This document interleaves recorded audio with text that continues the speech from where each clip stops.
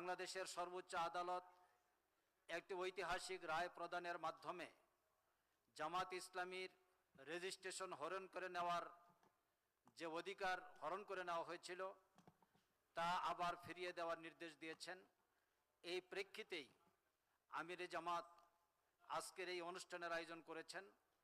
আপনাদের সবাইকে অনুষ্ঠানে স্বাগত জানাচ্ছি।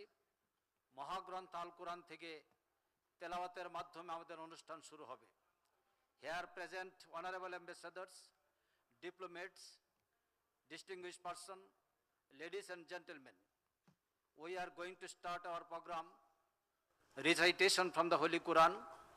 I would like to request Dr. Khalilur Rahman to recite from the Holy Quran.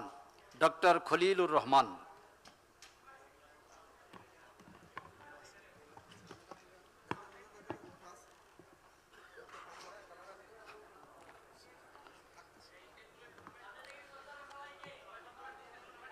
أعوذ بالله من الشيطان الرجيم بسم الله الرحمن الرحيم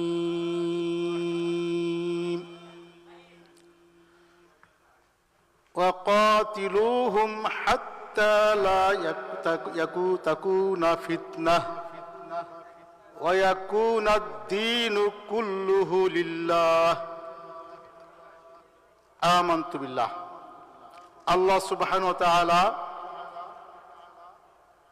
বিশ্ববাসীর জন্য, বিশেষ করে ঈমানদারদের জন্য এই মেসেজ দিয়ে জানিয়ে দিলেন যে যারা সন্ত্রাসী, বিশৃঙ্খলাকারী, জুলুমবাজ, স্বৈরাচার, তাদের বিরুদ্ধে ফিতনা, ফাসাদ, দুর্নীতি, দুঃশাসন দূর না হওয়া পর্যন্ত লড়াই সংগ্রাম চালিয়ে যাও, যতক্ষণ পর্যন্ত শান্তি শৃঙ্খলা সর্বোপরি সর্বত্র আল্লাহর দ্বীন কায়েম হয়ে একটি আদর্শ সমাজ গঠিত হয়। আদর্শ মানবিক সমাজ গঠনের আগ পর্যন্ত জিহাদ সংগ্রাম অবিচল গতিতে, দুর্বার গতিতে চালিয়ে যেতে হবে। আর যদি এই স্বৈরাচার গোষ্ঠী, এই সমস্ত দুশ্চরিত্রবান দুঃশাসক তারা যদি বিরত হয়, তাহলে বিরত হচ্ছে কি হচ্ছে না, সর্ব বিষয়ে আল্লাহ তাআলা ইয়ামালুনা সব কিছু জানেন এবং রব্বুল আলামিন সুদূর দৃষ্টি দিয়ে সব কিছুই অবলোকন করছেন। আল্লাহ রব্বুল আলামিন আমাদের এই দেশকে শান্তি শৃঙ্খলা এবং একটি মানবিক রাষ্ট্র গঠনের জন্য উদ্যোগ গ্রহণ করার সকলকে তৌফিক দান করুন। আসসালামু আলাইকুম ওয়া রাহমাতুল্লাহি ওয়া বারাকাতুহু।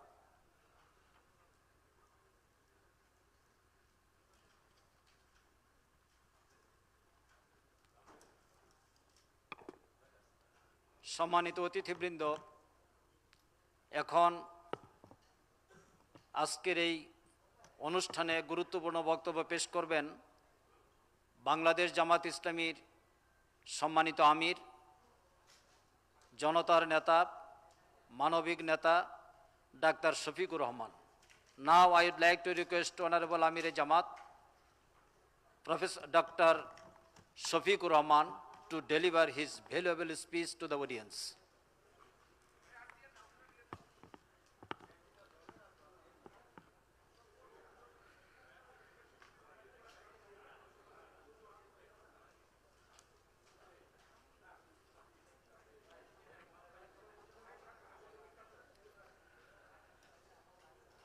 Assalamu alaikum wa rahmatullah.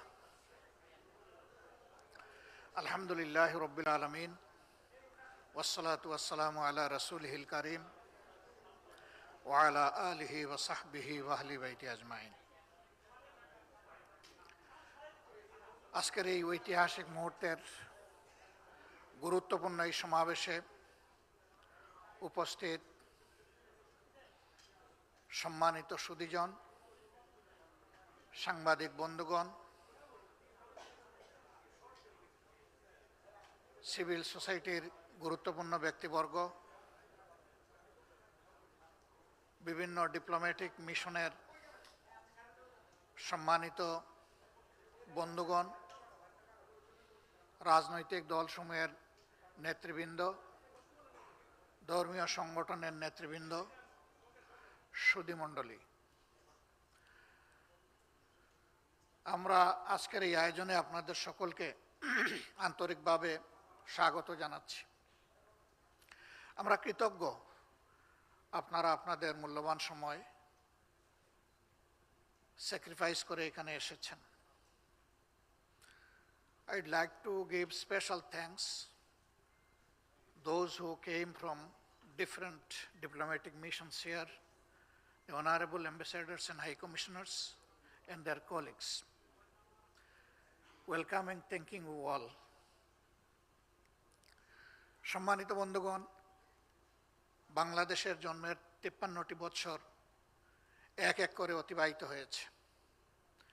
একটি স্বাধীন দেশ এবং রাষ্ট্র হিসাবে দুনিয়ার বুকে মাথা উঁচু করে দাঁড়ানোর জন্য এই সময়টি নেহায়াত মামুলি নয়। অর্ধ শতাব্দীর ঊর্ধ্ব সময় আমরা অতিক্রম করেছি। আমরা যদি বিশ্বের বিভিন্ন প্রান্তে আমাদের দৃষ্টি নিক্ষেপ করি, আমরা দেখব আমাদের অনেক পরে স্বাধীন হওয়া দেশগুলো আজকে তারা মর্যাদার আসন পাকাপোক্ত করেছে বিশ্বসভায়। অতি সম্প্রতি উদাহরণ হচ্ছে ভিয়েতনাম।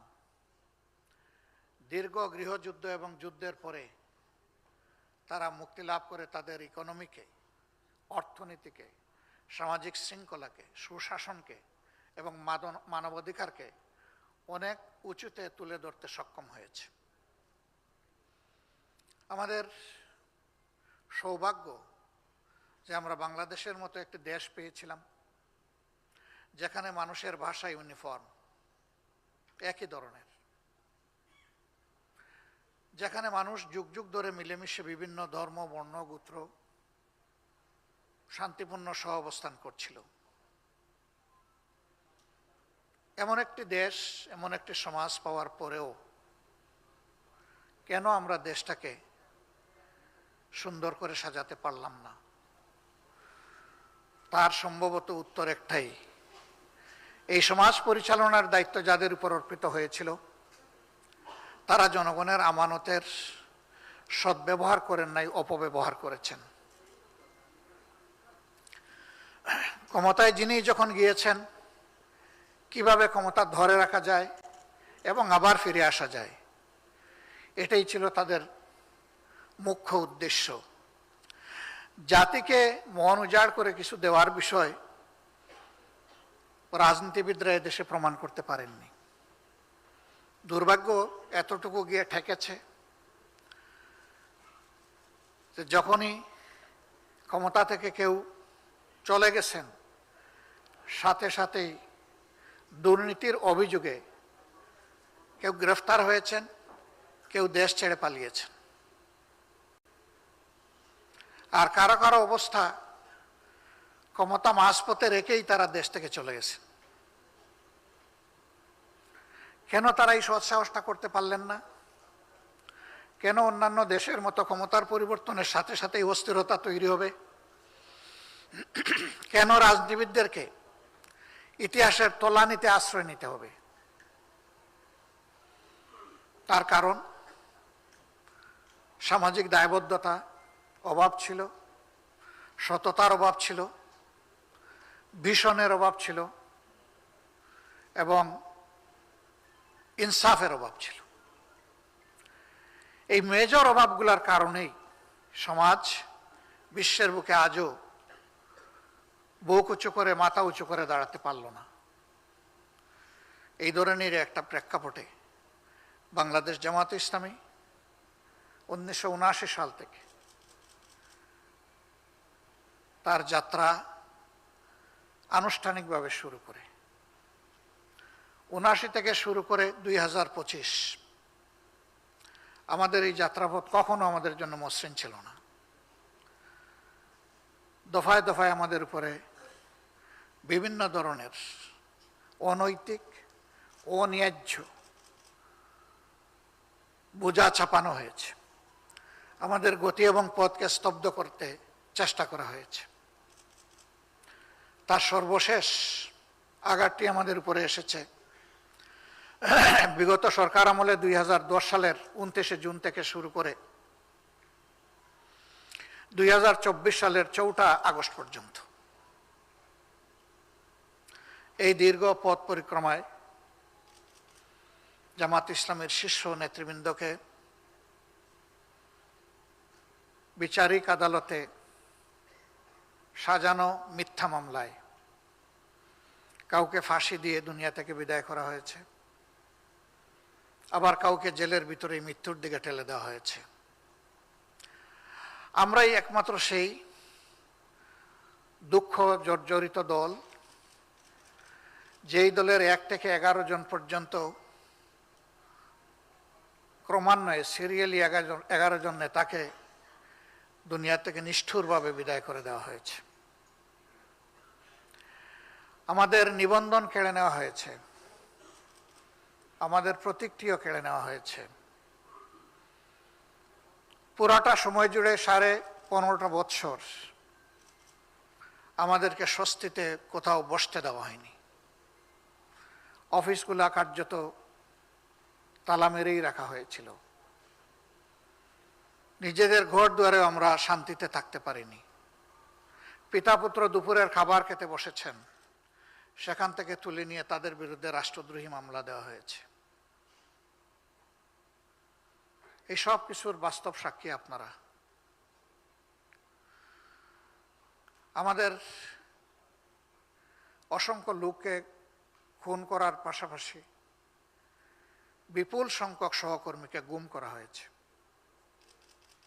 বিগত সরকারের সময় বাংলাদেশের রাজনীতির ইতিহাসে আরেকটা জঘন্য কলঙ্ক লেপন করা হয়েছে। গুম করে আয়নাগর নামের টর্চার সেল কায়েম করা হয়েছিল।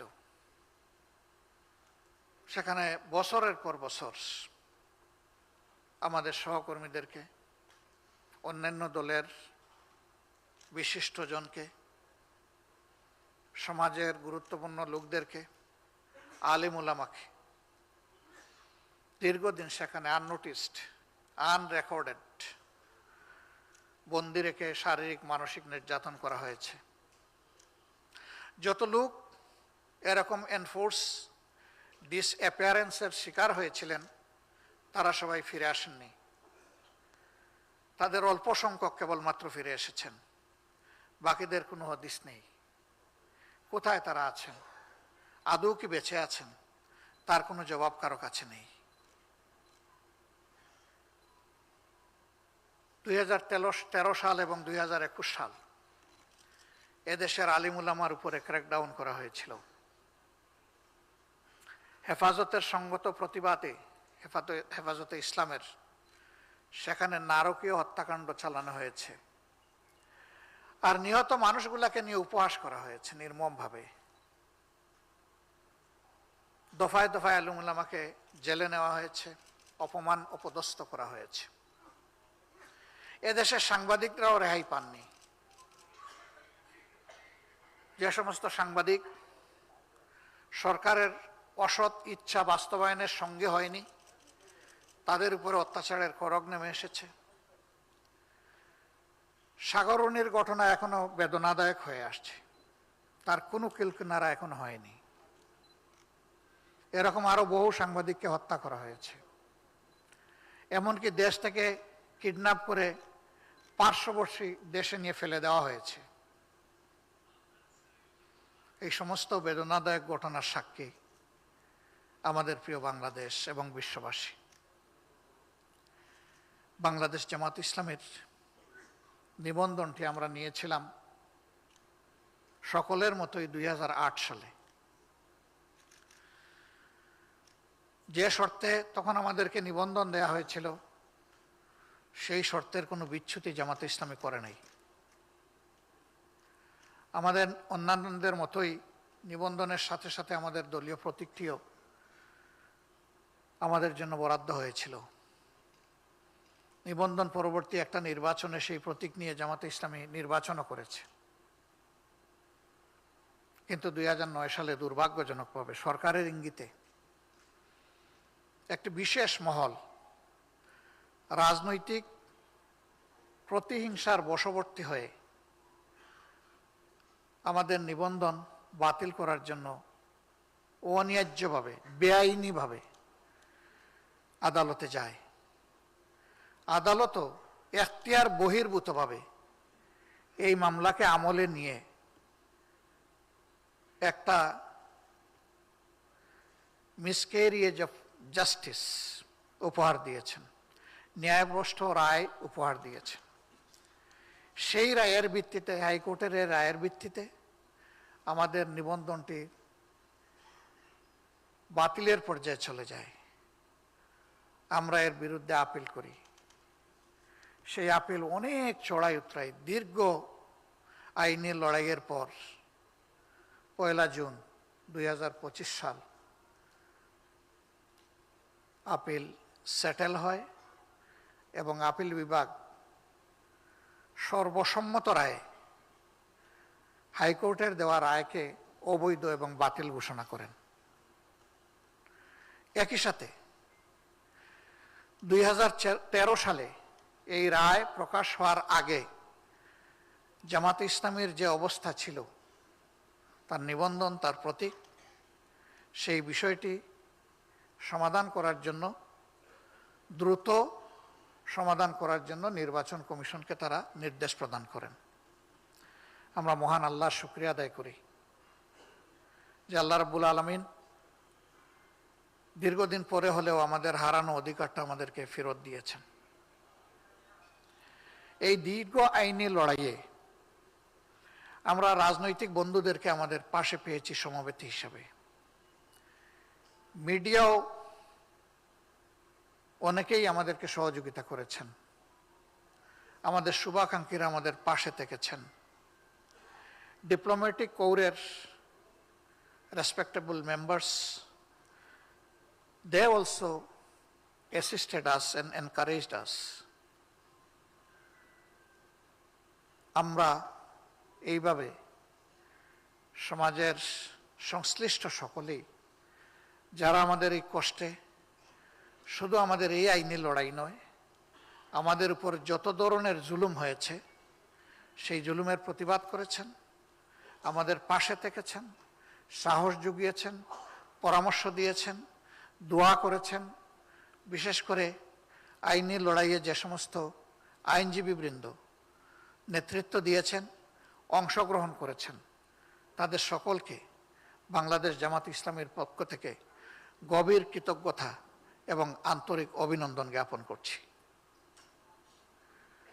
আমরা আশা করছি অন্যায়ের বিরুদ্ধে সম্মিলিত এই প্রয়াস এবং এই সংস্কৃতি যদি অব্যাহত থাকে, আগামী দিনে বাংলাদেশে ন্যায়ের চর্চা বাড়বে, অন্যায় এবং অসৎ কাজ সংকুচিত হয়ে আসবে।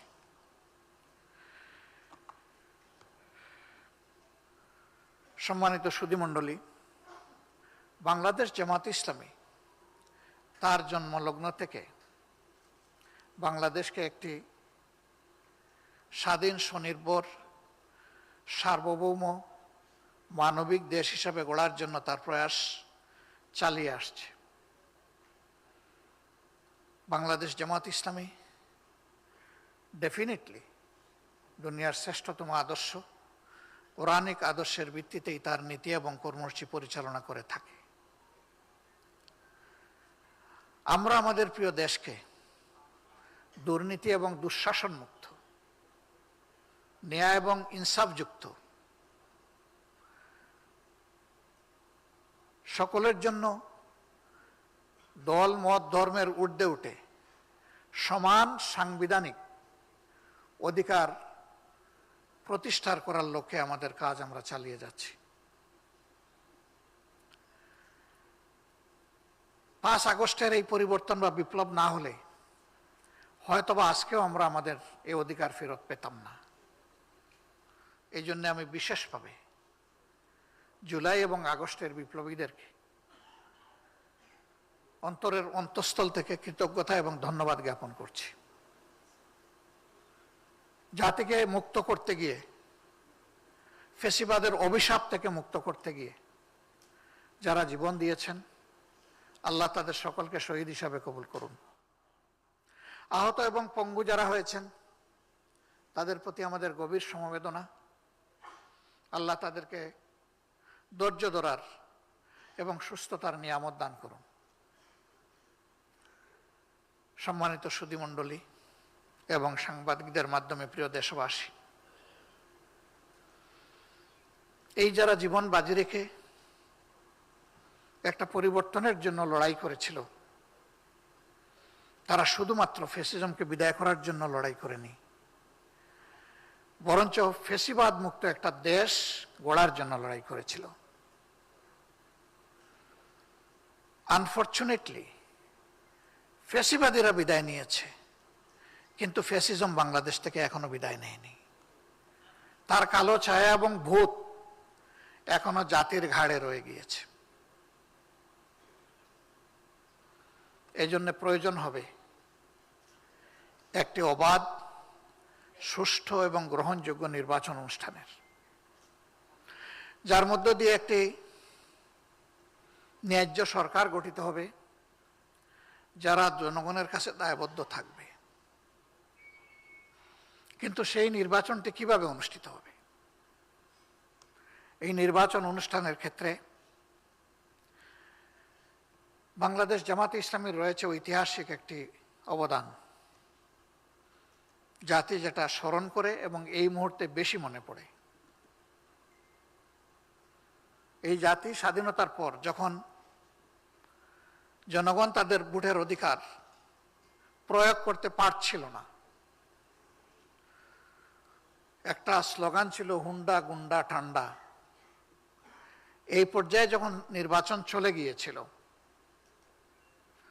তখন বাংলাদেশ জামাত ইসলামীর তৎকালীন আমির, অন্যতম ভাষা সৈনিক, ডাকসুর সাবেক জিএস জনাব অধ্যাপক গোলাম আজম রাহিমাহুল্লাহ, তিনি এই অন্ধকার জগৎকে ফর্সা করার জন্য জাতির সামনে কেয়ারটেকার সরকারের ফর্মুলা তিনি দিয়েছিলেন।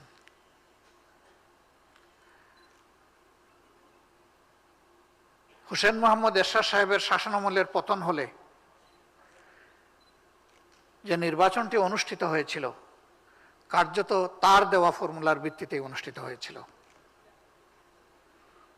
এবং বাংলাদেশের ইতিহাসে বলা হয়ে থাকে এইটাই ছিল সবচেয়ে ফেয়ার ইলেকশন। এরপরেও আন্দোলন সংগ্রামের মধ্য দিয়ে এই কেয়ারটেকার সরকার ব্যবস্থা সংবিধানে সংযোজিত হয়েছিল 96 সালের একটা বিশেষ পার্লামেন্টের মাধ্যমে। এর ভিত্তিতে 96 ইলেকশন হলো, 2001 ইলেকশন হলো, এমনকি কিছুটা ব্যতিক্রম ঘটিয়ে 2018 ইলেকশন হলো, কিন্তু তারপরেই শেষ। 9 যখন আওয়ামী লীগ ক্ষমতায় আসলো, আসার পরে তারা আদালতকে ব্যবহার করে একটা পারভার্টেড রায়ের মাধ্যমে কেয়ারটেকার ব্যবস্থাকে সংবিধান থেকে খতম করে দেওয়া হলো। তাও সেই রায়ে যে রিকমেন্ডেশন ছিল, আওয়ামী লীগ সরকার ওটাও মানে নাই। এই কেয়ারটেকার ব্যবস্থা থাকবে কি থাকবে না, এই নিয়ে আদালতের পক্ষ থেকে অ্যামিকাস কিউরিদের মতামত চাওয়া হয়েছিল। অধিকাংশ অ্যামিকাস কিউরি সেখানে মতামত দিয়েছিলেন এটা থাকা উচিত, বাঞ্ছনীয়। আদালত তার তোয়াক্কা করেনি, না করেই সরকারের অসৎ ইচ্ছা পূরণ করেছে। উদ্দেশ্য ছিল এই ব্যবস্থা নির্মূল করে দিয়ে আওয়ামী লীগকে চিরতরে বাংলাদেশের ক্ষমতার মালিক বানানো। সেই অসৎ উদ্দেশ্যেই, যাতে জনগণ তার ভোটের অধিকার প্রয়োগ করতে না পারে, যাতে নির্বাচনে লেভেল প্লেইং ফিল্ড তৈরি না হয়, সমতল মাঠ তৈরি না হয়, এই জন্যই কেয়ারটেকার ব্যবস্থাকে খতম করা হয়েছিল। এবং কার্যত তারই দুঃখজনক পরিণতি বাংলাদেশ গত 15.5 বছর প্রত্যক্ষ করেছে। আওয়ামী লীগ সরকারের অধীনে 3টি নির্বাচন হয়েছে, সেখানে যেখানে কোনো কেয়ারটেকার ব্যবস্থা ছিল না। 14 সালের নির্বাচনে সবাই আমরা জানি 154 আসনে বিনা প্রতিদ্বন্দ্বিতায় ভোটের দিনের আগেই প্রার্থীরা নির্বাচিত বলে ঘোষিত হয়েছিলেন এবং তারা সকলেই ছিলেন আওয়ামী লীগের। এই আসনগুলোতে রাজনৈতিক দলের কাউকেই সেখানে নমিনেশন পর্যন্ত সাবমিট করতে দেয়নি আওয়ামী লীগের লোকেরা, জোর করে তাদেরকে বিরত রেখেছিল। শেষ পর্যন্ত এই নির্বাচনটি বিরোধী দল প্রত্যাখ্যান করেছিল, নির্বাচনে অংশগ্রহণ করেনি। 18 সালে তারা বলল যে আমরা ফেয়ার ইলেকশন দেব। অনেক কূটনৈতিক বন্ধুরা আমাদেরকে বললেন তাদেরকে পরীক্ষা করো তারা ফেয়ার ইলেকশন দেয় কিনা। আর তৎকালীন প্রধানমন্ত্রী বললেন আমি অমুকের মেয়ে, আমি কথা দিলে কথা রাখি, আমি জাতিকে ফেয়ার ইলেকশন অবশ্যই উপহার দেব, আপনারা আমার উপর আস্থা রাখুন। আমাদের আস্থা ছিল কিনা আমি এটা বলতে যাচ্ছি না, কিন্তু রাজনৈতিক দলগুলা কৌশলগত কারণে সেদিন তাদের উপরে আস্থা রেখেছিলেন। সেই আস্থার প্রতিদান তারা দিয়েছিলেন চমৎকারভাবে। ভোটের দিন পর্যন্ত অপেক্ষা করার ধৈর্যটুকু তাদের ছিল না, আত্মবিশ্বাস ছিল না। সমস্ত প্রশাসন তাদের নিয়ন্ত্রণে ছিল, মাঠ সাজানো ছিল, পরিবেশ অনুকূলে ছিল।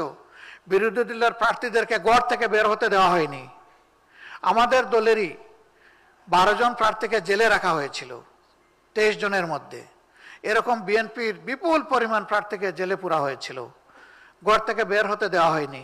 অনেক ভেটেরান রাজনীতিবিদকে এক পায়ে এক কদম চলে জনগণের কাছে যেতে দেওয়া হয়নি। তাতেও কোনো বিশ্বাস ছিল না সেই নির্বাচনে জেতার। এই জন্য ধৈর্য হারিয়ে আগের রাতেই তারা সামাল দিয়ে ফেলেছেন সবকিছু। সেই নির্বাচনকে জাতি এবং ইন্টারন্যাশনাল কমিউনিটি বলেছে এই ইলেকশন অফ মিডনাইট, নিশিরাতের ইলেকশন। সম্মানিত বন্ধুগণ, এরপরে 24 আসলো, আরো ভয়াবহ অবস্থা। কোথাও বিরোধী দলকে দাঁড়াতে বা পা রাখার সুযোগ দেওয়া হলো না, সব রাস্তা রুদ্ধ বন্ধ। এই অবস্থায় যে নির্বাচন হয়েছিল সেখানে এখন আর দল এবং প্রার্থী খুঁজে পাওয়া যায় না।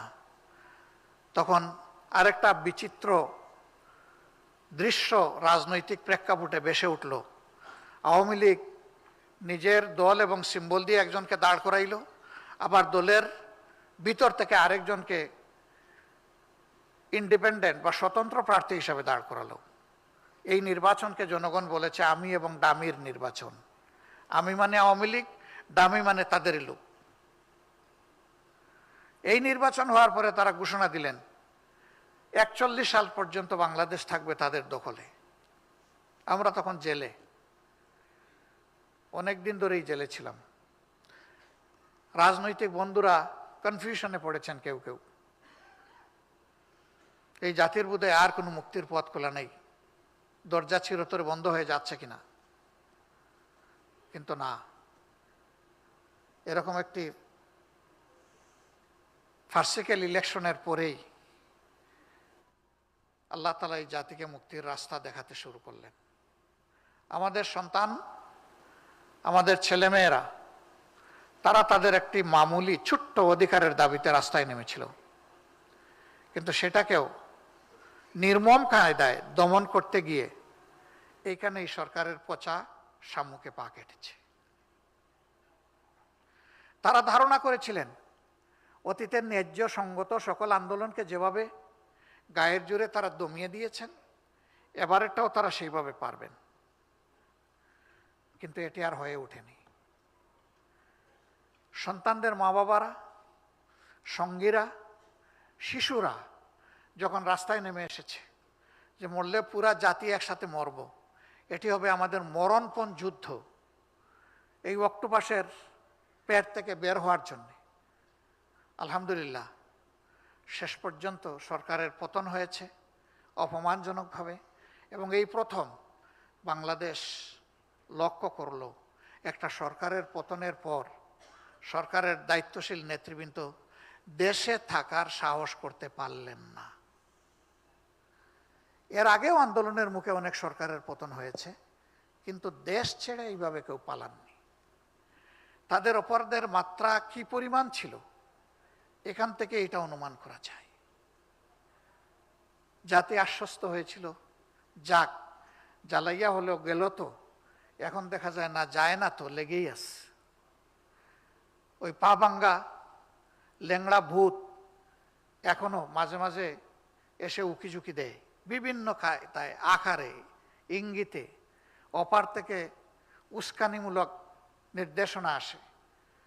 এই সব নিয়ে আমরা জাতি হিসাবে রাজনীতির একটা বাঁক অতিক্রম করছি।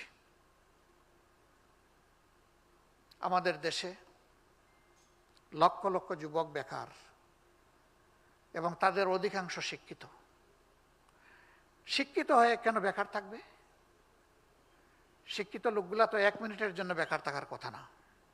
এর মূল কারণ হলো জাতিকে মূর্খ বানায় রাখার জন্য, জাতিকে চোখের আলো কেড়ে নেওয়ার জন্য যেই রকম শিক্ষা দরকার ছিল 15.5 বৎসরে সেই শিক্ষা, সেই কুশিক্ষাই তারা জাতিকে দিয়েছে। এই জন্য আমাদের যুবকদেরকে এখন বেকারত্বের অভিশাপ বুকে নিয়ে এখান থেকে ওখানে ছোটাছুটি করতে হচ্ছে। বাংলাদেশ জামাত ইসলামী একটি ন্যায় বিচার নির্ভর সমাজ গড়তে চায়, যেই সমাজে দেখা হবে না কোন লোকটি কোন ধর্মের, কোন বর্ণের, কোন রঙের, এটা দেখা হবে না, কোন ভাষার। তিনি বাংলাদেশের নাগরিক, অতএব এটাই তার পরিচয়। তিনি একজন নাগরিক হিসাবে সকল নাগরিকের মতো সংবিধানে দেওয়া তার পূর্ণ অধিকার তিনি ভোগ করবেন। এটার আমরা শুনতেই চাই না। দেশের রাজনৈতিক পট পরিবর্তনের সাথে সাথে বিভিন্ন ধর্মের উপাসনালয় প্রোটেকশন দেওয়ার জন্য বিশেষভাবে ব্যবস্থা নিতে হবে। কেন এটা হবে? রাজনীতির দৃশ্যপট পরিবর্তন হবে, এটাই স্বাভাবিক। গণতান্ত্রিক সমাজের এটাই সৌন্দর্য।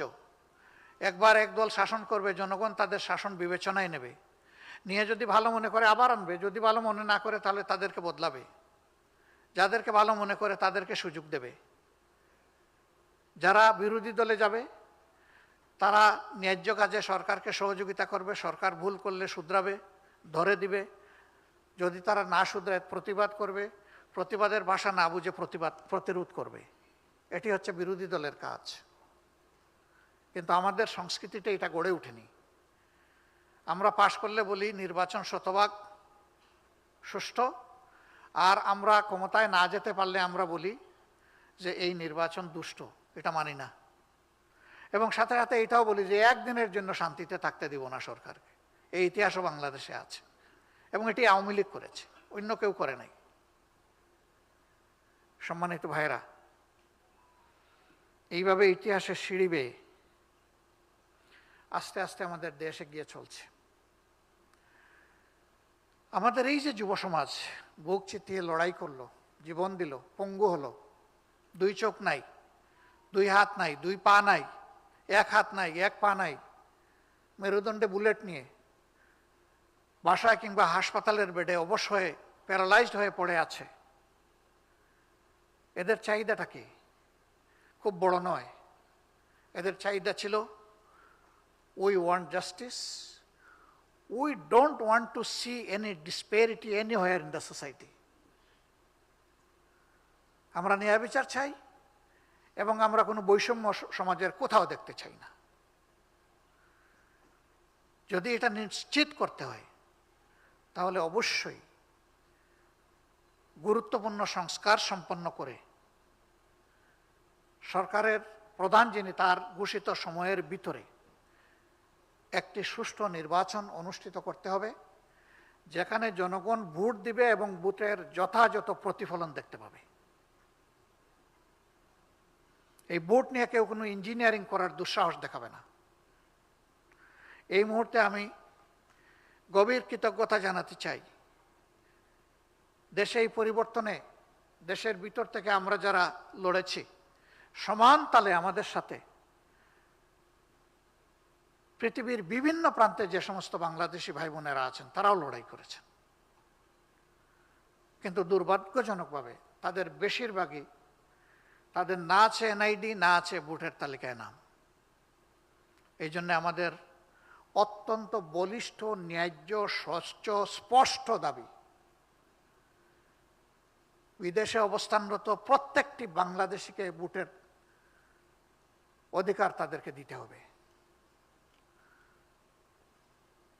এই তালিকাভুক্ত তাদেরকে অবশ্যই করতে হবে, এবং এটা খুব দুঃসহ ব্যাপার নয়, দীর্ঘদিনের এটা কোনো সাধনার প্রশ্নও নেই, এখানে শুধু সদিচ্ছার ব্যাপার। ইসি কথা দিয়েছেন তারা এটা করবেন, কিন্তু আমরা দৃশ্যমান কোনো পদক্ষেপ দেখতে পাচ্ছি না, আমরা উদ্বিগ্ন। যদি 1,10,00,000 প্রবাসী ভোটারদেরকে বাদ দিয়ে, ইগনোর করে বাংলাদেশ আগানোর চেষ্টা করে, এই বাংলাদেশ সফল হওয়ার কোনো সম্ভাবনা নেই। কারণ তাদের সংখ্যা যাই হোক, তাদের রক্ত পানি হয়ে ফুটা ফুটা যে ঘাম জোরে, সেই ঘাম থেকে তারা যে বৈদেশিক মুদ্রা অর্জন করেন, তাদের পাঠানো বৈদেশিক মুদ্রায় বাংলাদেশের অর্থনীতির চাকা চলছে। মুখে বলবো রিমিটেন্স যোদ্ধা, আর সেই যোদ্ধাকে দিব না তার অধিকার, এটি তাদের সাথে এক ধরনের নির্মম উপহাস। আমরা এটার পরিসমাপ্তি দেখতে চাই। আমরা দেখতে চাই তাদের ভোটের অধিকার নিশ্চিত করা হয়েছে, এবং যোদ্ধা হিসেবে আরও যা তাদের পাওনা সেটাও তাদেরকে দেওয়া হয়েছে। তাহলে বাংলাদেশের অর্থনীতি আরও নতুন একটা ডাইমেনশনে গতিতে চলে যাবে ইনশাআল্লাহ। কিন্তু যদি তাদেরকে উপেক্ষা, অগ্রাহ্য, অপমান করা হয়, তাহলে তার করুণ পরিণতির জন্য আমাদেরকে অপেক্ষা করতে হবে। আমরা এটা চাই না। তাদের প্রতি কৃতজ্ঞতা জানানোর পাশাপাশি তাদের এই ন্যায্য অধিকারের পক্ষে আমাদের অবস্থান সুদৃঢ়, স্পষ্ট, লাউড অ্যান্ড ক্লিয়ার। আমরা এখানে কোনো কম্প্রোমাইজের পক্ষে নাই, এটা করতেই হবে, এবং ইসি যেন দ্রুত কার্যকর পদক্ষেপ নেয় সেটা আমরা আশা করব। সম্মানিত বন্ধুগণ, বাংলাদেশকে নিয়ে মোটা দাগে বাংলাদেশ জামাতে ইসলামী যে চিন্তা করে, সেটা আপনারা রিফ্লেকশন দেখছেন এখানে ডিসপ্লে বোর্ডগুলোতে। আমি নতুন করে এটা বলে আর আপনাদের সময়ের অপচয় করতে চাচ্ছি না। তবে আমাদের একটা বিষয় অবস্থান একেবারেই স্পষ্ট সবগুলার মতো, এটি হচ্ছে বাংলাদেশের রাজনীতি, সমাজ, সংস্কৃতি, আমাদের সার্বভৌমত্বের উপর আমরা কোনো ধরনের আধিপত্য কারো মেনে নেব না। এই ব্যাপারে আমাদের অবস্থান একেবারেই জিরো টলারেন্স। অবশ্যই বিশ্বসভার বাংলাদেশ একটি সদস্য রাষ্ট্র। আমরা সকল সদস্য রাষ্ট্রের সাথে বন্ধুত্বপূর্ণ সম্পর্ক বজায় রাখার পক্ষে। আমরা সবাইকে সম্মান জানাতে চাই, তাদের ন্যায্য পাওনা আমাদের কাছে যা আছে তাও দিতে চাই, কিন্তু বিনিময়ে আমরাও সম্মান চাই। তারাও যেন আমাদের প্রতি সম্মান প্রদর্শন করেন, আমাদের যা ডিউ, যা পাওনা, সেটা যেন তারা আদায় করেন। সে দেশ যেটাই হোক, বিশেষভাবে আমরা আমাদের প্রতিবেশীদের সাথে সৎ সম্পর্ক রক্ষা করে চলার পক্ষে। আমরা আশা করব স্বাধীন বাংলাদেশের জনগণের এই অ্যাসপিরেশনকে তারা রেসপেক্ট করবেন সবাই। সম্মানিত বন্ধুগণ, বাংলাদেশ জামাতে ইসলাম ইনশাআল্লাহ আমরা আশা করছি হাইকোর্টের রায়ের মাধ্যমে অতি দ্রুতই অফিসিয়ালি আমরা আমাদের নিবন্ধন ফিরে পাব, এবং সেই সাথে আমাদের প্রতীকও ইনশাআল্লাহ আমরা ফিরে পাব। দুর্ভাগ্যজনক, হাইকোর্টের রায় দিয়ে আমাদের নিবন্ধন বাতিল করা হয়েছে, আর বুশ সভার বক্তব্য দিয়ে আমাদের প্রতীক খেয়ে ফেলা হয়েছে। ওই বুশ সভায় যারা অংশগ্রহণ করেছিলেন, আমাদের প্রতীকটা তারা হজম করে ফেলেছেন, যেটা ছিল বেআইনি, এখতিয়ার বহির্ভূত। আর তখনকার নির্বাচন কমিশন নিজেদের দায়িত্বের কথা ভুলে গিয়ে একটা অন্যায্য পরামর্শকে তারা কার্যকর করে আমাদেরকে বঞ্চিত করেছেন। বর্তমান নির্বাচন কমিশনের কাছে আমাদের প্রত্যাশা তারা যেন তাদের চেয়ারের মর্যাদা রক্ষা করেন। আমরা কারো কাছে কোনো ফেভারিজম চাই না, কিন্তু কারো প্রতি কোনো ডিসফেভারিজম আমরা দেখতে চাই না। তারা যে জায়গাটায় বসেছেন, এটা আমানতের জায়গা, সম্মানের জায়গা, বিশ্বস্ততার জায়গা, এবং জাতিকে একটা ভালো নির্বাচন উপহার দেওয়ার জায়গা। আমরা আশা করব তারা তাদের সম্মান নিজেরা রক্ষা করবেন। তারা যদি তাদের সম্মান রক্ষা করে চলেন, বাংলাদেশ জামাত ইসলামী তার সঙ্গত অবস্থান থেকে সকল প্রকার সহযোগিতা তাদেরকে দেবে। কিন্তু যদি এখানে কোনো ব্যতিক্রম আমরা লক্ষ্য করি, তাহলে অবশ্যই সে দায়িত্ব আমরা পালন করব, আমরা চুপ থাকব না। তবে আমরা আশা করতে চাই যে তারা সঙ্গত দায়িত্বটাই পালন করবেন। আগামীর বাংলাদেশ সত্যিকার অর্থে একটি গণতান্ত্রিক, মানবিক, দুঃশাসন এবং দুর্নীতিমুক্ত বাংলাদেশ হোক, সেটা আমরা দোয়া করি। যুব সমাজের প্রতি আমাদের কমিটমেন্ট, আমরা তোমাদেরকে এই দেশ গড়ার কারিগর হিসাবে দেখতে চাই এবং কারিগর হিসাবে তোমাদেরকে গড়ে তোলার জন্য আমরা আমাদের দায়িত্ব পালন করতে চাই। প্রিয় দেশবাসী, এবং আজকের এই সুধীজন, আরেকবার আমাদের সঙ্গে থাকার জন্যে আপনাদেরকে আমরা কৃতজ্ঞতা এবং ধন্যবাদ জ্ঞাপন করছি। একটি ন্যায্য, গণতান্ত্রিক, আদর্শিক মূল্যবোধে উজ্জীবিত একটি দেশ গড়ার চলমান অভিযাত্রায়, সংগ্রামে আমরা আবারও আপনাদের সার্বিক সহযোগিতা প্রত্যাশা করছি। ইনশাআল্লাহ আপনারা পাশে থাকবেন, সাথে থাকবেন, পরামর্শ দিবেন, দোয়া করবেন, আমাদের ভুল হলে সমালোচনা করবেন, ভুল ধরিয়ে দিবেন। আমরা ঋণী থাকব। বাংলাদেশ জামাত ইসলামী উপকৃত হবে, তার চাইতে বড় কথা দেশ উপকৃত হবে। আল্লাহ প্রিয় বাংলাদেশকে হেফাজত করুন। প্রত্যাশার একটা বাংলাদেশ গঠনে এই জাতিকে আল্লাহ সাহায্য করুন। আগামীতে আর যাতে কোনো ফ্যাসিবাদের কবলে এই দেশ না পড়ে, তার থেকে আল্লাহ তাআলা এই জাতিকে রক্ষা করুন। ধন্যবাদ সবাইকে। আসসালামু আলাইকুম রহমতুল্লাহ।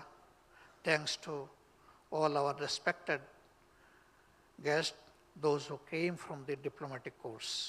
Assalamu alaikum.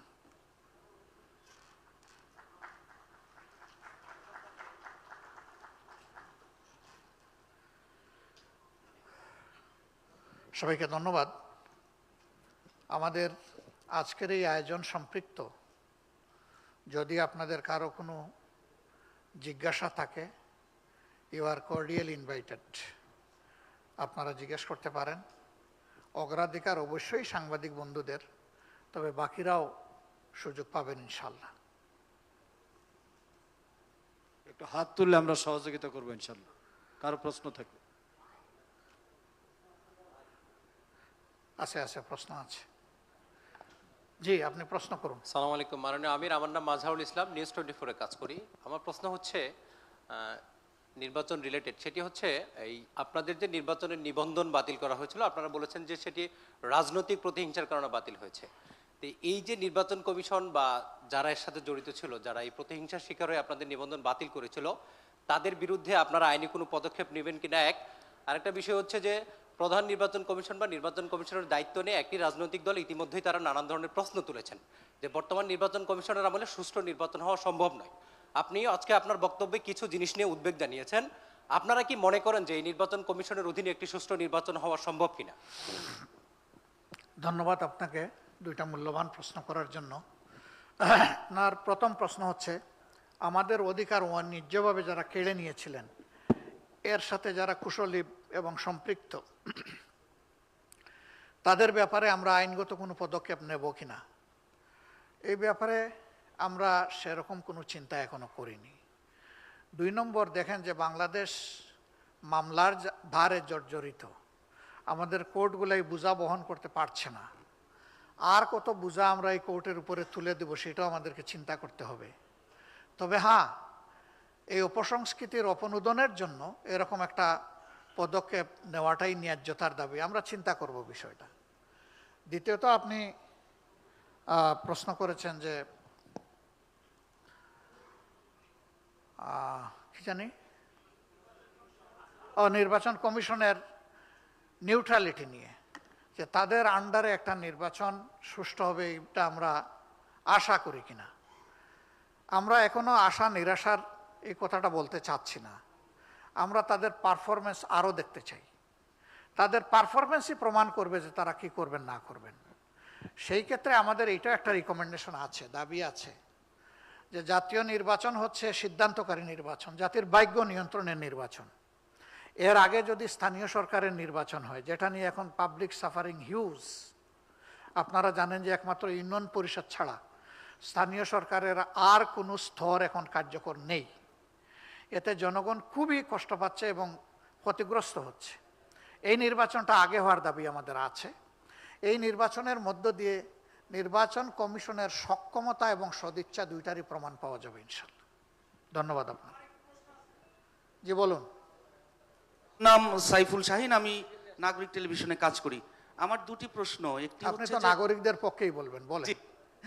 একটি হচ্ছে যে আপনি এই মাত্র যেটি বললেন নির্বাচন নিয়ে দুটি প্রশ্ন। একটি প্রশ্ন হচ্ছে যে বিএনপি নির্দিষ্টভাবে ডিসেম্বরের মধ্যে নির্বাচন চেয়েছে। আপনিও একটু আগে বলেছেন আপনার বক্তব্যে যে নির্বাচন একটি সুষ্ঠু অবাধ নির্বাচন চান। সেই নির্বাচন অনুষ্ঠানের জন্য নির্দিষ্ট কোনো সময় আপনাদের এরকম পছন্দের রয়েছে কিনা একটি।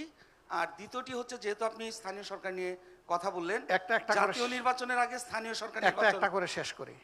প্রথমটা হচ্ছে নির্বাচনের টাইমলাইন, রোডম্যাপ, স্কেডিউল। এই তিনটার ব্যাপারে ইতিমধ্যেই আমরা আমাদের বক্তব্য স্পষ্ট করেছি। আমরা কিছু জিনিস না হলে তো সুষ্ঠু একটা নির্বাচন কোনোভাবেই প্রত্যাশা করা যায় না। বেসিক, আমরা সব সংস্কারের কথা বলি না, বেসিক, অত্যন্ত বেসিক, মাত্র 5টা বেসিক সংস্কার নিয়ে সরকার আগাচ্ছে। আমরা 41টা পয়েন্টে আমাদের রিকমেন্ডেশন আছে, কিন্তু এই 5টার আমরা বাস্তবায়ন দেখতে চাই। আমরা বলেছিলাম যারা পারপিট্রেটর তাদের বিচারটা যেন দৃশ্যমান হয়। এই বিচার দৃশ্যমান হতে শুরু করেছে, এখানে আমরা একটু আশাবাদী। জুলাই সনদের একটা ব্যাপার অপেক্ষমান, চার্টারের একটা ব্যাপার, চার্টারের পাশাপাশি আর একটা কি বলে এটা, হ্যাঁ, ডিক্লারেশন, যেটাতে এখন কাজ করতেছে আমাদের ঐক্যমত্য কমিশন। এগুলা শেষ করে আমরা আশা করতেছি জুলাই মাসে যদি তারা শেষ করতে পারেন, তাহলে এই বিপ্লবের বছর পুরার সাথে সাথেই এই কাজগুলো সম্পন্ন করা সম্ভব। এই কাজগুলো সম্পন্ন করার পাশাপাশি আরও 2টা গুরুত্বপূর্ণ কাজ রয়ে গেছে। অবশ্যই সুষ্ঠু নির্বাচনের জন্য সুষ্ঠু ভোটার তালিকা রাখবে, বায়বীয় ভোট ছেটে ফেলতে হবে, ন্যায্য ভোট এখানে সংযুক্ত করতে হবে, এবং প্রবাসীদের ব্যাপারটা আমি আবার বলবো, আমরা এই ব্যাপারে একেবারেই ছাড় দিতে নারাজ। তাদের কন্ট্রিবিউশনকে সম্মান করার জন্য, তাদের নাগরিকত্বকে সম্মান করার জন্য। তো এই বিষয়গুলো সারতে গিয়ে আমরা মনে করি যে প্রধান উপদেষ্টা যে টাইমলাইনটা ফ্লেক্সিবল টাইমলাইন বলেছেন, ডিসেম্বর টু জুন, ডিসেম্বর 25 থেকে জুন 26, এর ভিতরে তিনি নির্বাচন দেওয়ার পক্ষে। আমরা আমাদের মতটা ইতিমধ্যে ব্যক্ত করেছি যে এইটা ফেব্রুয়ারির মধ্যভাগে হতে পারে, রোজার আগে আগে।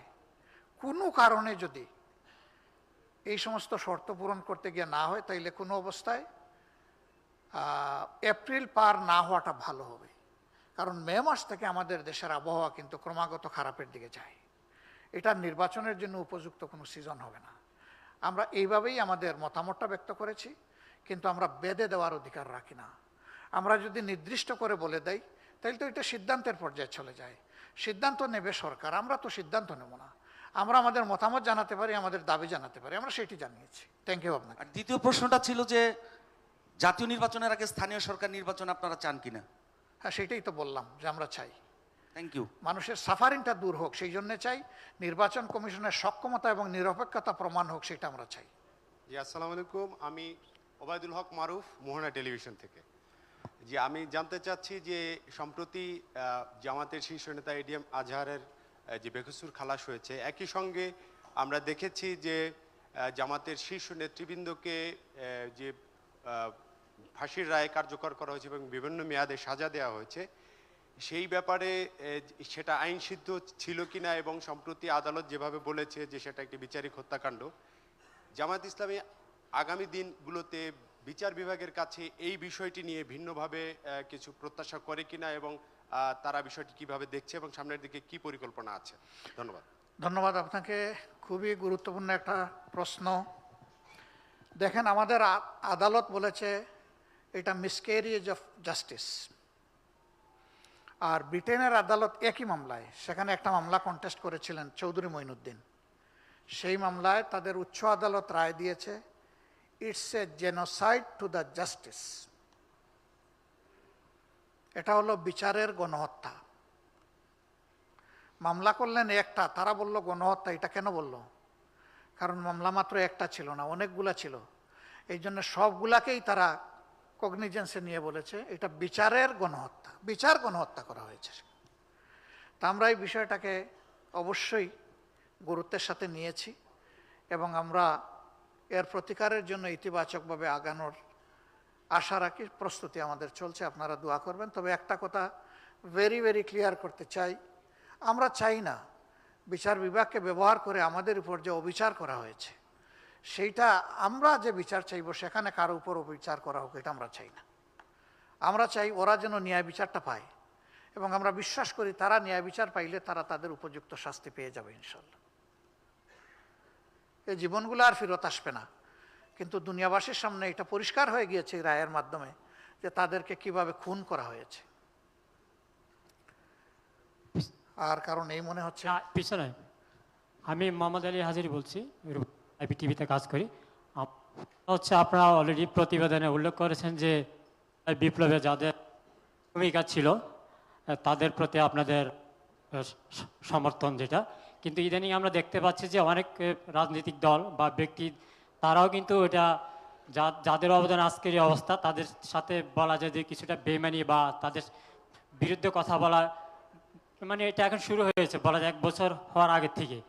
তো আপনাদের যে আজকে যে প্রতিবেদনে আপনারা যেটা উল্লেখ করেছেন যে আসলে আপনারা চান যে এটা মানে তাদের স্বীকৃতি এবং এটাকে আপনারা কন্টিনিউ রাখবেন। অনেকে ফেসবুক কিন্তু আপনাদের অনেক লোকদেরকে কিন্তু মতামত দেখা যায় তারা একটু নেগেটিভলি বলে এটা, যেহেতু আর সেকেন্ড হচ্ছে আপনার কর্মসংস্থানের কথা বলছেন। কর্মসংস্থান বলতে আপনাদের এখানে কিন্তু ইউথ অর্গানাইজেশন আছে, সব রাজনৈতিক দলে কিন্তু ইউথ অর্গানাইজেশন আছে। তাদের যদি ক্যাপাসিটি বিল্ড আপ করা যায় অন্তত, যেটা আপনারা বলছেন যুব কর্মসংস্থান, আমরা জানি যে রাজনীতি মানে ইনকাম একটা, অনেকে বলে ইউথ, আসলে তাদেরকে যদি আপনি ক্যাপাসিটি বিল্ড আপ করেন আমার তাদের তো অনুকরণ করা যেতে পারে। আসলে যুবরা কীভাবে, আপনারা কীভাবে দেখতেছেন বা আপনাদের অন্যরা কীভাবে দেখবে? ধন্যবাদ। থ্যাংক ইউ আপনাকে। দ্বিতীয় অংশটা আপনার পরামর্শ আমরা গভীর শ্রদ্ধার সাথে নিলাম। প্রথম অংশটা আপনার জানার যে জুলাই আন্দোলনে যারা সম্পৃক্ত ছিলেন, ভূমিকা রেখেছেন, আজকে কেউ কেউ তাদেরকে ডিজোন করতে শুরু করেছেন এবং তারা তাদেরকে ওন করেন না।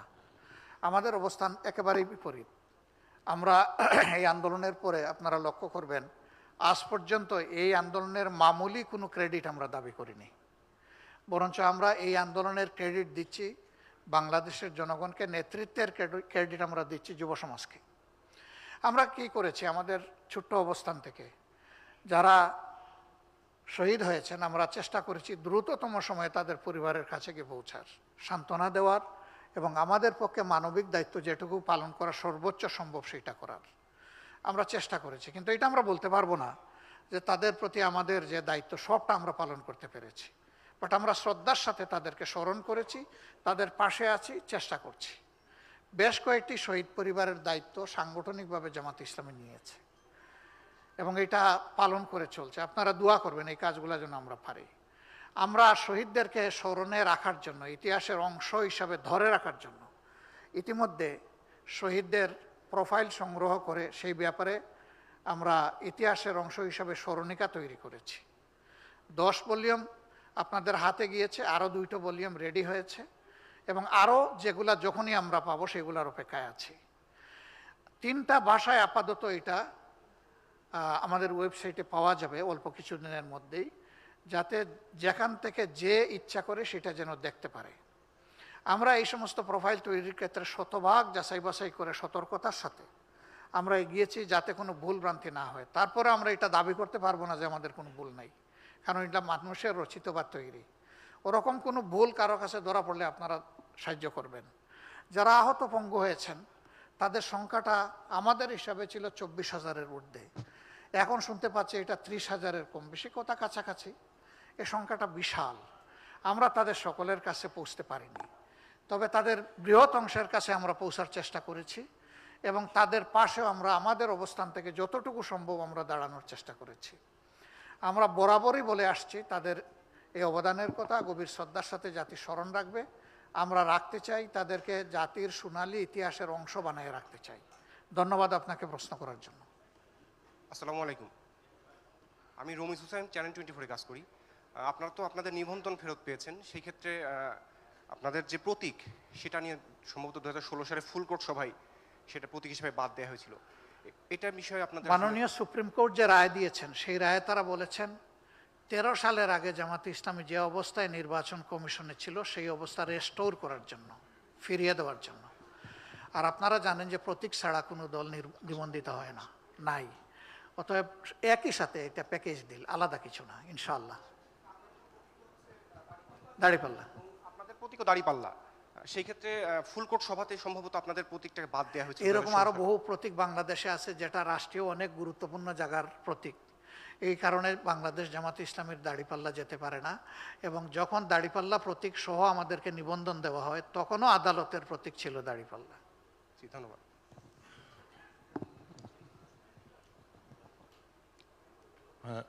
আসসালামু আলাইকুম। ওয়ালাইকুম আসসালাম। অনেক ধন্যবাদ একটা খুব সুন্দর একটা বক্তব্য প্রদানের জন্য। আমি ব্রিগেডিয়ার জেনারেল হাসান নাসির এবং কর্নেল হাসিন বরখাস্ত। আমরা we represent nexus defence and justice, একটা থিঙ্ক ট্যাঙ্ক এবং activist organisation who suffered for last 16 years and born out of the July Revolution. This organization was born. তা আমার প্রশ্ন হচ্ছে, in the light off Bangladesh 2.0, সশস্ত্র বাহিনীর সংস্কার এবং ন্যাশনাল সিকিউরিটি ডক্ট্রিন যে আমাদের একটা থাকা প্রয়োজন, কম্প্রিহেন্সিভ জাতীয় নিরাপত্তা নীতিমালা, এই ব্যাপারে আপনার দলের অবস্থান। জি, থ্যাংক ইউ। একটা কথা রাজনীতি চালু আছে যে সংস্কার একটা চলমান প্রক্রিয়া। সবাই এটা বলে কিন্তু চালায় না, এটা অচল মাল। ইনফ্যাক্ট এটা চলে না, কিন্তু আমরা বলি যে এটা একটা চলমান প্রক্রিয়া। শুধু সেনাবাহিনী কেন, রাষ্ট্রের বহু জায়গায় তো সংস্কার আনা দরকার। প্রথম সংস্কারটা আনতে হবে নিজ নিজ দলের ভিতরে, রাজনৈতিক দল যারা আছে দলের ভিতরে যদি সুস্থ রাজনীতির পরিবেশ গড়ে তোলা যায় তাহলে দেশের ভিতরেও সুস্থ রাজনৈতিক পরিবেশ গড়ে তোলা যাবে। এখানে যার যেটা করণীয় আছে সেইটা করা উচিত। তারপরে শুধু সেনাবাহিনীর ব্যাপার নেই, যেখানে যে প্রয়োজনীয় সংস্কার সেগুলা করা উচিত আমরা মনে করি। এবং এই সংস্কার যদি অর্থবহভাবে করা না হয় তাহলে একটা অর্থবহ সাস্টেইনেবল কান্ট্রি গড়ে তোলা আমাদের পক্ষে সম্ভব না, এবং সাস্টেইনেবল ডেমোক্রেসিও গড়ে তোলা আমাদের পক্ষে সম্ভব না। অতএব আমরা ন্যায্য সেই সকল সংস্কারের পক্ষেই আছি। ধন্যবাদ আপনাকে।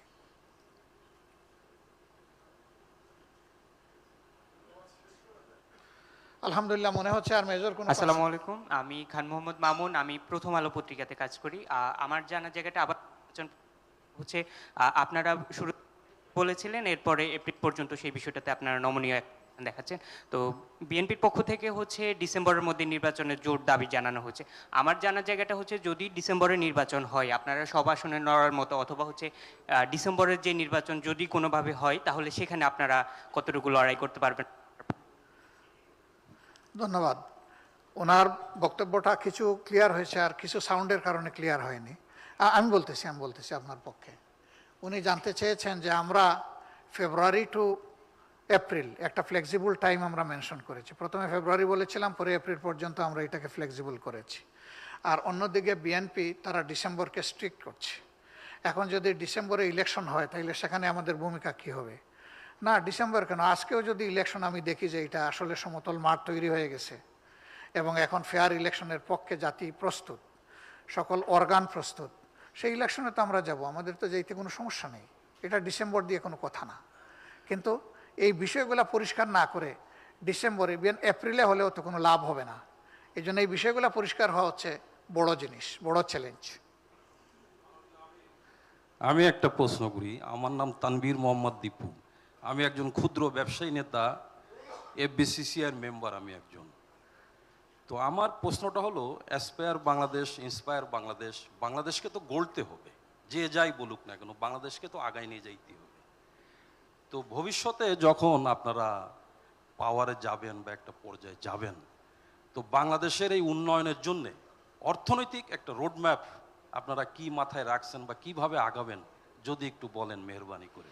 ধন্যবাদ। Thank you. এই প্রশ্নটা হইল $1 বিলিয়ন কোয়েশ্চন। আর আপনি যথার্থই, যেহেতু আপনি FBCCI-র মেম্বার, আপনি কমার্শিয়াল এই জগৎ নিয়ে কথা বলবেন, এটাই আমরা আপনার কাছ থেকে আশা করি। দেখেন, বর্তমানে দেশে কোনো সুস্থ অর্থ ব্যবস্থাপনা নেই। এই মুহূর্তে যদি আমি বলি, তাহলে আপনারা ক্যাপিটাল মেশিনারিজ যেগুলো ইম্পোর্ট করবেন, সেটার জন্য পর্যাপ্ত ফরেন কারেন্সি আমাদের হাতে নাই। ফলে এলসিগুলা কিন্তু স্টাক অফ হয়ে আছে। শুধুমাত্র day to day need fulfil করার জন্য যা দরকার সেইটাই রিলিজ করা হচ্ছে, এর বাইরে করতে পারছে না। কেন এটা হলো?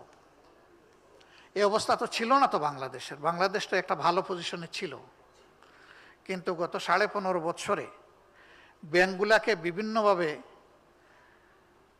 লন্ডার্ড করার কারণে এবং দেশের অর্থ বিদেশে পাচার হয়ে যাওয়ার কারণে আজকে ব্যাংক এবং নন ব্যাংকিং ফিনান্সিয়াল সেক্টরস সবগুলোই কিন্তু চরম ঝুঁকিতে পড়েছে। আমাদের কাজ হবে প্রথমে ব্যবস্থাপনার জায়গায় হাত দেওয়া। এই জায়গাটাকে যদি আমরা ক্লিন করতে না পারি, স্ট্রং করতে না পারি, তাহলে কিন্তু হবে না। সরকারের একটা ফিনান্সিয়াল মানে ইনস্টিটিউট আছে অর্থ মন্ত্রণালয়ের অধীনে, কিন্তু সেটা ফাংশন করে না, সেটা নামমাত্র পড়ে আছে। গভর্নরেট যেটা আছে, সেখানকার অবস্থা আপনি একজন সচেতন ব্যবসায়ী হিসেবে আপনার কাছে ক্লিয়ার। এই সব জায়গায় হাত দিতে হবে। এই বেসিক জায়গায় যখন হাত পড়বে, তখন NBR সহ সব কিছু ঠিক হয়ে যাবে। এখন আমরা দৃশ্য তো দেখতে পাচ্ছি, NBR-এর অফিসিয়াল আয়ের বাইরে আরেকটা আয় আছে। এমনকি অ্যান্টি করাপশন যারা এগুলা দেখবেন, যারা করাপশন প্রিভেন্ট করবেন, সেখানেও আমরা দেখছি সকলে এক এক করে কট হয়ে যাচ্ছেন। এই জায়গাগুলো আমরা প্রথমে হাত দেব। করাপশনের জায়গায় যদি আমরা হাত না দিতে পারি এবং ব্যবস্থাপনা যদি আমরা আপডেট না করতে পারি, তাহলে জোড়াতালির একটা ইকোনমি দিয়ে বাংলাদেশ সার্ভাইভ করবে না। এটাকে সামনে রেখে ইনশাল্লাহ আমরা আমাদের ইকোনমি অবশ্যই সাজাবো। তবে এটা ঠিক যে 3টা ইন্ডাস্ট্রির মধ্যে সবচেয়ে গুরুত্বপূর্ণ ইন্ডাস্ট্রি হচ্ছে হিউম্যান ইন্ডাস্ট্রি। আমাদের দেশের পার্সপেক্টিভে সেকেন্ড হচ্ছে অ্যাগ্রো ইন্ডাস্ট্রি, থার্ড হচ্ছে ইলেকট্রোমেকানিক্যাল ইন্ডাস্ট্রি। এই 3টার সমন্বয় সাধন করতে হবে, পরস্পরের সাথে সম্পৃক্ত হতে হবে। সবার আগে হিউম্যান ইন্ডাস্ট্রি। একজন সাংবাদিক তিনি পরামর্শ দিয়েছেন, আমরা ইয়ত যারা তাদেরকে আমরা জব প্রোভাইড করতে চাই। জব ইনশাল্লাহ আমরা প্রোভাইড করবো না, আল্লাহ চাইলে ওরা নিজেরা জব ক্রিয়েট করবে। আমরা সেই স্কিল তাদের মধ্যে প্রপাগেট করতে চাই, ডেভেলপ করতে চাই। এবং এইটা ফর্মাল এডুকেশন এবং নন ফর্মাল এডুকেশন। তবে অবশ্যই এডুকেশন হতে হবে ভ্যালু বেসড। এখানে যদি নৈতিক শিক্ষা না থাকে, তাইলে শুধুমাত্র বৈষয়িক শিক্ষা দিয়ে আমাদের জাতিকে ঠিক করা অসম্ভব, এটা প্রমাণ হয়ে গেছে। তা আমরা এই দিকগুলো ইনশাল্লাহ মোটা দাগে খেয়াল রাখবো। আর বিস্তারিত তো অনেক বড় ব্যাপার। থ্যাংক ইউ আপনাকে। আমরা শেষ করতে যাচ্ছি এখানে আমাদের প্রশ্ন উত্তরের আসর। তা আপনাদেরকে প্রশ্ন করে আমাদেরকে সহযোগিতা করার জন্য আরেকবার ধন্যবাদ জানিয়ে আমাদের অনুষ্ঠানের এখানেই সমাপ্তি ঘোষণা করছি। Now I am inviting all the guests for the lunch to take. Thank you very much. Assalamu alaikum wa rahmatullah.